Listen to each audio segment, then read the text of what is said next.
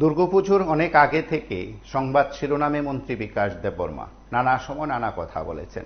ঠিক এই পুজোর মরশুমে কয়েকটি বিষয়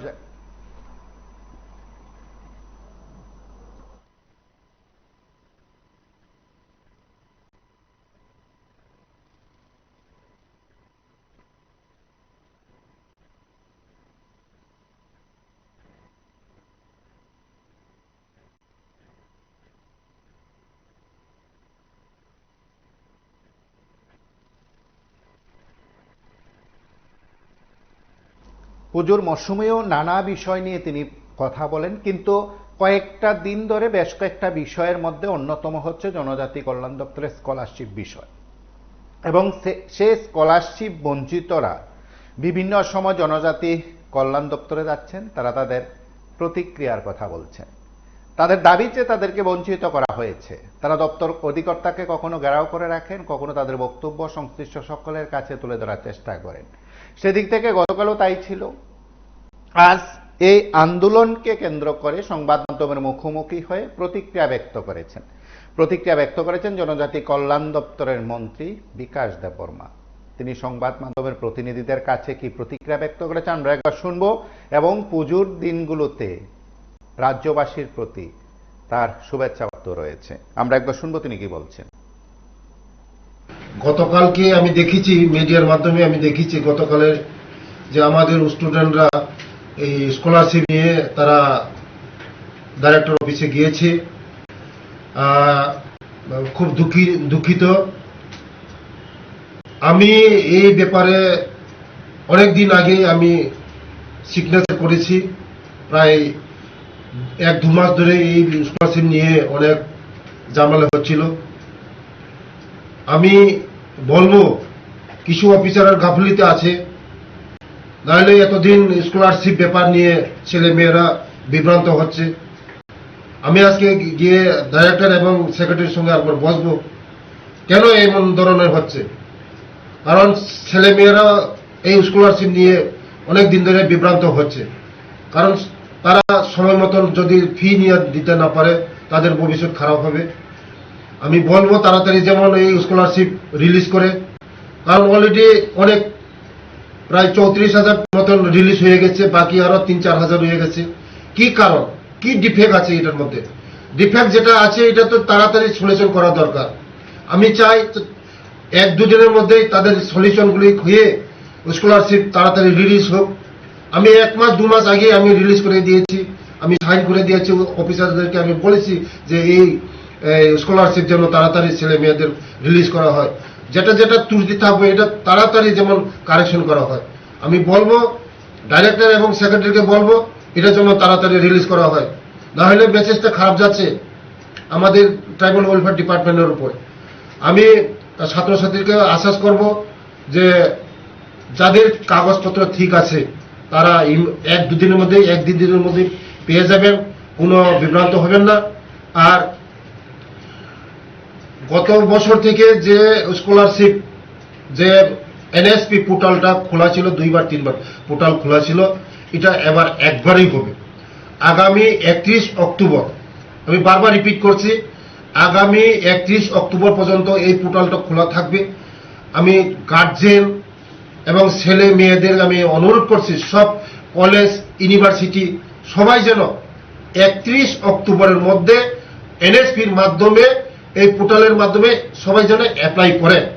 আর একটা কথা স্মরণ করে দিচ্ছি, যাদের 2.5 লক্ষ টাকার বাৎসরিক আয় এর উপরে তারা যেমন এই পোর্টালের মধ্যে অ্যাপ্লাই না করা হয়। আর অনেক ছেলে মেয়েরা 2 নম্বরের মাধ্যমে 2 নম্বর করে ফেক করে ইনকাম সার্টিফিকেটটা এই ফেক করে জমা দেওয়া হচ্ছে। আমি অনুরোধ করব, গার্জেনদেরকে অনুরোধ করব, ফেক ইনকাম সার্টিফিকেট যেমন না দিয়ে আপনি ওই পোর্টালের মধ্যে অ্যাপ্লাই না করা হয়। কারণ যদি ভবিষ্যতে যদি ধরা পড়ে কোনো ছেলে মেয়েদের বাবা মা চাকরি করে, ভবিষ্যতে ওই যারা চাকরি করে তাদের ভবিষ্যৎ খারাপ হবে। তার জন্যই আমি অনুরোধ করব, সব গার্জেনদেরকে অনুরোধ করব, আপনারা যেমন এই ফেক ইনকাম সার্টিফিকেট দিয়ে জমা না করেন। নমস্কার। যাদের আপনি বললেন যে হবে, ব্যবস্থা কেন হবে না, কেন এই ধরনের হচ্ছে? কারণ সরকারের উপর আমাদের জনপ্রিয় মুখ্যমন্ত্রী চাচ্ছে সঠিক সময়ে সঠিক কাজ করার জন্য, সঠিক সময়ে সঠিক কাজ করার জন্য আমি আজকে বসবো, বসে কি হচ্ছে এটা আমি দেখব, দেখে আমি আজকে তুরন্ত আমি অ্যাকশন এটা নেব। থ্যাংক ইউ, ধন্যবাদ। সবাইকে নমস্কার, সব মিডিয়া বন্ধুদেরকে হ্যাপি দুর্গা পূজা। এই দুর্গা পূজা সবার ঘরে শান্তি নিয়ে আসুক, ভ্রাতৃত্ব, মানে আমরা জাতি জনজাতি বিভিন্ন ধর্ম, বৌদ্ধ, খ্রিস্টান, শিখ, মুসলিম, হিন্দু, এই পূজাটা আমরা উপভোগ করব, আনন্দ উপভোগ করব। ধর্ম যার যা হোক না, আমরা আনন্দ উপভোগ করব, একসঙ্গে আনন্দ উপভোগ করব। সবাই একসঙ্গে আমরা ত্রিপুরাতে শান্তিতে বসবাস করব। জাতি জনজাতি সবাই একসঙ্গে বন্ধুত্ব, ভ্রাতৃত্ব আমরা একসঙ্গে মজবুত করব। সবার কাছে আমার অনুরোধ থাকবে এই পূজার মধ্যে যেমন সবাই শান্তিতে আনন্দতে আমরা এই পূজাটা আনন্দ উপভোগ করতে পারে। মার কাছে আমি প্রার্থনা করব এই আমাদের ত্রিপুরা রাজ্যে আমরা একসঙ্গে এককভাবে আমরা মজবুত করে আমাদের ত্রিপুরা রাজ্য থেকে আরো এগিয়ে নিয়ে যেতে পারি। আমি মার কাছে প্রার্থনা করব সবার ঘরে যেমন সুখী শান্তিতে নিয়ে আসুক, আমরা যেমন আরো ভাইচারি যেমন মজবুত হোক, আমি মার কাছে অনুরোধ করব, মার কাছে প্রার্থনা করব সবাই যেন এই পূজা শান্তিতে কাটুক। ফুংকাহাম যত মিডিয়া রংলো